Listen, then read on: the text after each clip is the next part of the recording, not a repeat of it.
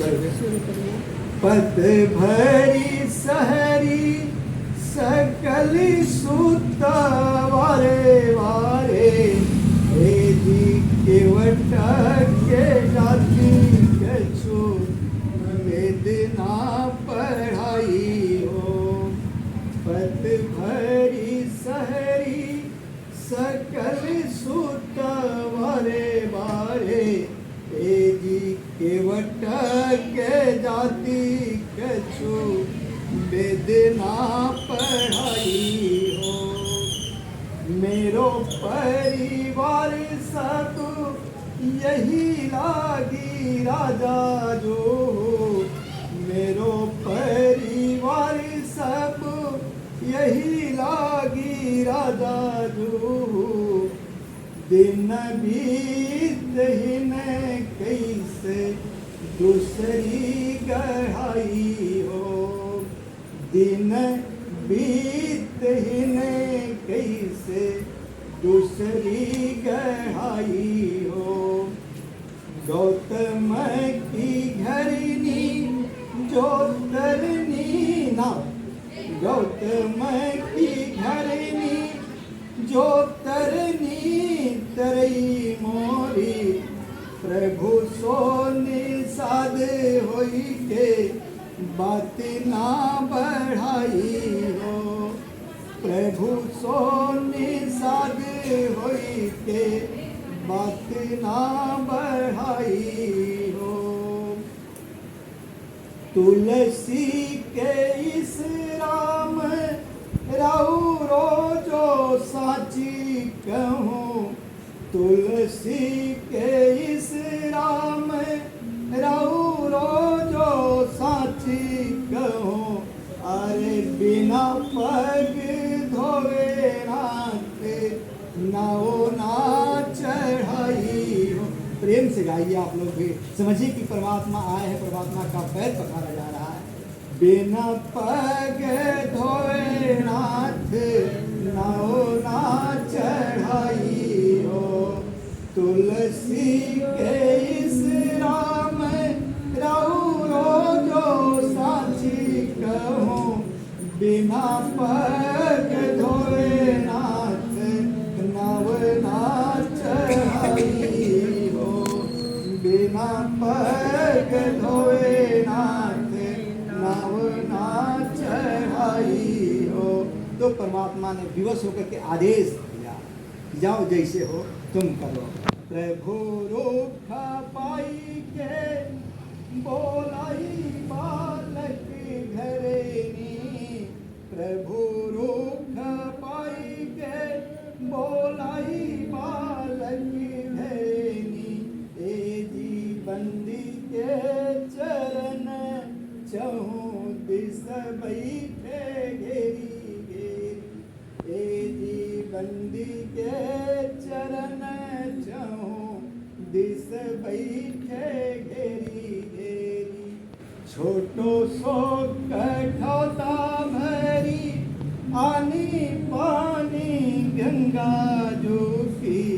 छोटो सो कठौता भरी आनी पानी गंगा जूफी।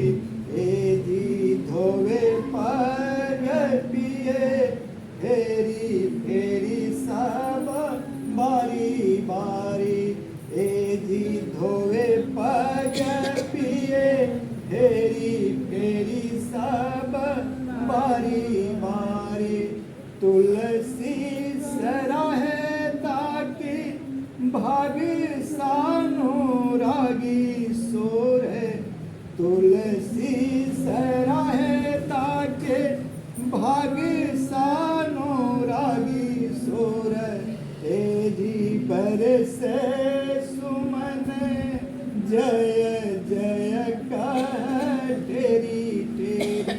ए जी बरसे सुमन जय जय कह तेरी तेरी। जब परमात्मा ने नाव मांगा, मांगी नाव केवल गाना कहे तुम्हारा जाना। मैं आपके मन को जानता हूँ प्रभु, मैं नहीं आऊँगा। क्यों नहीं आऊँगा? आपके चरणों की धूल में रज में वो कमाल है जो पर्वत श्रृंखला को, पर्वत शिला को जो है औरत बना सकती है। ऐसे कठोर पहाड़ जब औरत बन सकती है, हमारी नाव तो बड़ी ही कोमल है, पानी में भीगी, ये तो क्षण भी नहीं लगेगा तो उसके नाव बन जाएगी, है ना। तो केवट की जाति के छो वेद ना पढ़ाई हो। यदि ये नारी बन जाएगी तो प्रभु मेरा धंधा चला जाएगा। यही जो पत्तल में कुछ भी है, यही परिवार का इससे भरण पोषण होता है प्रभु। अगर नाव चली गई तो मेरा परिवार भूखों रह जाएगा, मैं कहाँ से लाऊंगा दूसरी नाव। कैसे दूसरी गढ़ाई हो, दिन बीतहीन, दिन हूँ गरीब हूँ, वित्त विहीन हूँ, वित्त पैसा नहीं है, दिन बीतहीन कैसे दूसरी गढ़ाई हो। प्रभु दूसरी कहाँ से बनाऊंगा। गौतम की घरनी जो तरनी तरई मोरी, प्रभु सो निषाद होई के बात ना बढ़ाई। प्रभु छोटी जाति का हूँ, निषाद हूँ, कहाँ से मैं वो राजकुमारी बनकर के आ जाएगी, पुरुषी पत्नी बनकर के आएगी, मैं कहाँ से। अभी तो एक केवटिन है, उसका खर्च तो पूरा ही नहीं, आनंद लीजिए, उसका खर्च तो पूरा ही नहीं कर पा रहा हूँ, तो दूसरी की कहाँ से मैं संभालूंगा। इसलिए झगड़ा बढ़ जाएगा। प्रभु ऐसा मत करना। बिना पग धोए नाथ नाव ना चढ़ाई। बिना पैर धोए जो है हम नाव पर कदाप नहीं चढ़ाऊंगा। आपको जाना हो तो मैं रास्ता बता दूंगा, थोड़ी दूर पर कमर के बराबर पानी है, वहाँ से आप चले जाइए, लेकिन मैं बिना पैर धोए। तो परमात्मा ने कहा बहुत विलम्ब उतारो करो, विलम्ब हो रहा है, जल्दी से जाओ, जो करना हो अब भगाओ। लक्ष्मण भैया कह रहे हैं कि प्रभु कहाँ भाग के जा रहा है। मैं बुलाऊं, ए कहाँ जा रहे हो। मेरे प्रभु आप भी जानते हैं कोई धर्म कर्म का काम अकेले नहीं किया जाता। आपका पैर पखाने चल रहा हूँ, कम से कम पत्नी को तो बुलाते जाऊँ।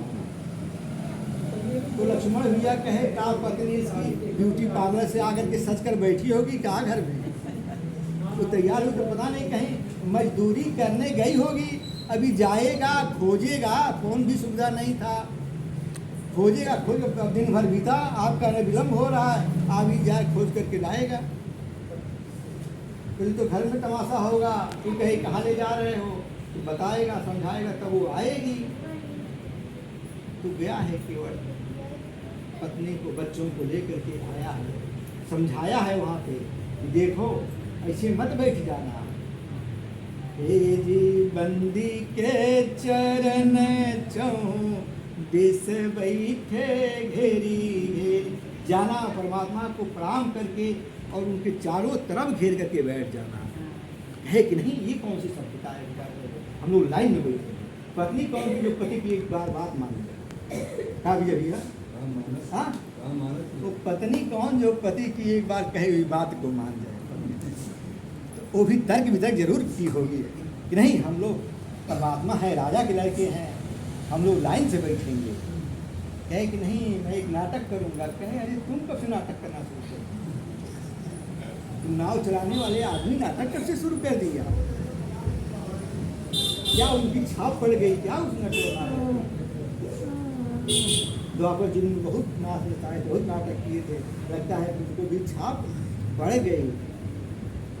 कहे नहीं मैं कुछ तमाशा करूंगा तो सब लोग घेर करके बैठे रहोगे तो भाग नहीं पाएंगे, इसलिए सब लोग घेर करके बैठेंगे। आया है, पैर धोया है, अपने पिया है, जल्दी समाप्त कर रहे हैं, अपने पिया है। तो उसके बाद से सब दिखाएगा तो हो गया ना। कहे ये बताइए गांव वाले सब मेरे आए हैं, मेरे परिवार के सब लोग, आप तो चले जाओगे, कल ही हमसे झगड़ा करने लगेंगे। अरे अपने तो ये प्रसाद ले लिया, हम लोग को दिया ही नहीं। तो उन सबों को, गांव वालों को भी जो है सबको पिलाया। फिर कहा प्रभु आप तो हो गया, अब तो नाव चढ़ाओ। है अभी कैसे ये बताइए, नियम है कि जो पहले आता है उसको पहले विदा किया जाता है, जो बाद में आता है उसको बाद में विदा किया जाता है। जरा सा ऊपर देखिए, मेरे पितर लोग जो है इंतजार कर रहे हैं आपके चरणोदक के लिए। प्रभु उनको पहले मैं पार कर लूँ तब आपको। आप जगत को पार करते हो, आप पहले उनका कल्याण करो, मेरे पितर पार हो जाए तो फिर पुत्रों को क्या है। स्कंद महापुराण में लिखा है कि आपके जो आंसू गिरते हैं पितरों के लिए, वो आंसू जो है पितृलोक में पितर लोगों को पीना पड़ता है, इसलिए आंसू न बहाया जाए। मरने पर भी किसी के जो है आंसू बाधा पड़ जाता है। हाँ, वही तो बाधा पड़ जाते हैं, आगे चल तो बाधा पड़ जाते हैं। जीव को कष्ट होगा। रोना नहीं चाहिए। पितृलोक में जो है उस आंसू, स्कंद पुराण की बात होते हैं, पितर लोगों को पीना पड़ता है। तो पितरों को पार किया है, उसके बाद से परमात्मा को बैठाया है नाव पर, उस पार ले जा करके उतारा है।